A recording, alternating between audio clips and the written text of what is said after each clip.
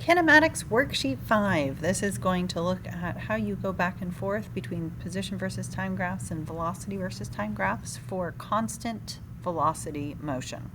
So the first thing to remember is that when we are looking at a position versus time graph, the y-intercept is your starting position. And we write that as an x0. So this is your starting position. The second thing to remember is that the slope of the line is your velocity. So the slope on a position versus time graph is your velocity.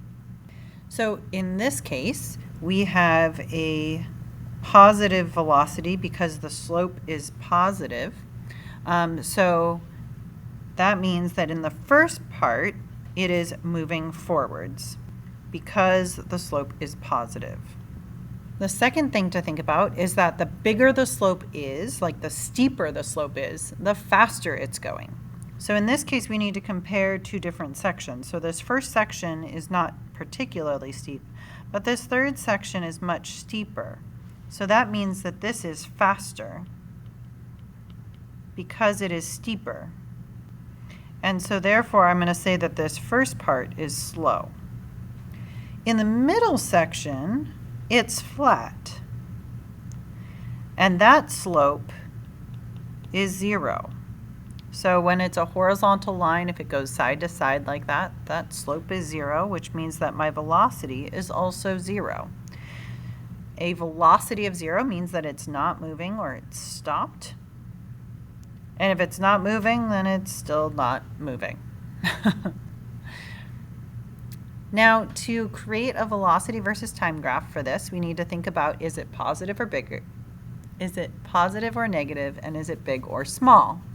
So the first part here is a relatively small positive slope. So I'm going to have a velocity that is small and positive.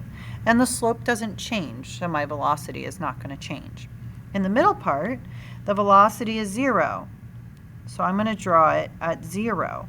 Because if I was going to put numbers here, this might be 0, this would be +1, +2, +3.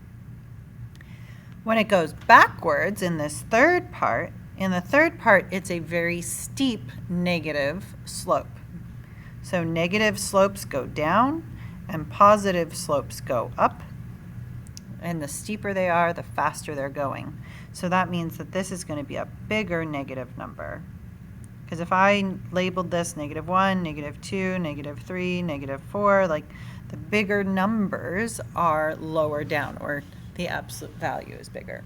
And so we can say, that's faster. So farther away is faster. So in the last section, the object is moving backwards, and it is going fast compared to the first part. Cool. So that's number 1. Number 2, we're going to start with a velocity versus time graph, and now we need to create a position versus time graph. So the first thing to think about is if you are lost and you call up somebody, a friend, a parent, and say, "Hey, Mom, I am going 35 miles per hour and I am lost. Where am I?" No one's going to be able to help you because you need more information. So you have no idea where you started on this velocity versus time graph. The only thing you know is how fast you're going. So on the velocity versus time graph, I can start wherever I want. Now I'm going to notice that the starting velocity here is negative. So like this might be -4. And you don't need to put numbers on this graph, but I feel like it makes it easier to understand. So if it's helpful for you, add them. If you don't need them, don't put them, and that's fine. All right, so my velocity starts negative, which means it's going backwards, because if you remember, the slope on a position versus time graph is your velocity. So this needs to be the slope on the position versus time graph.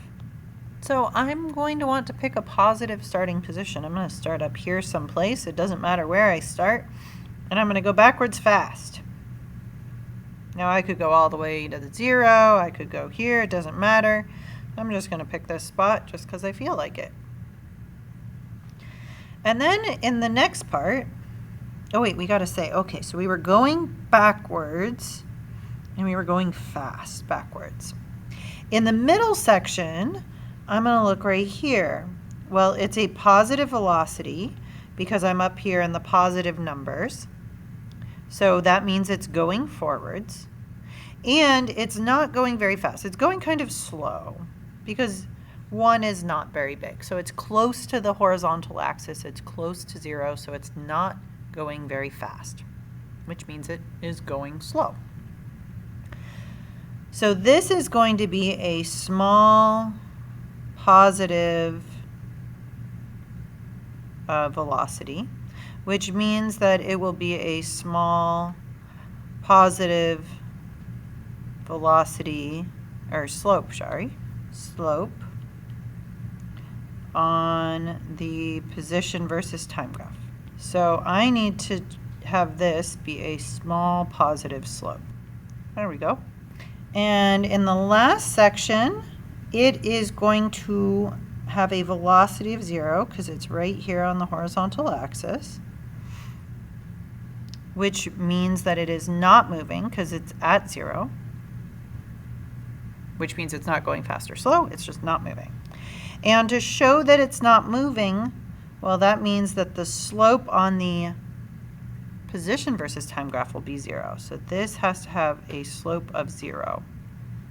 So be careful with these. When you are going from velocity to position, you have to think slope, slope, slope, slope, slope. If you have questions, let me know.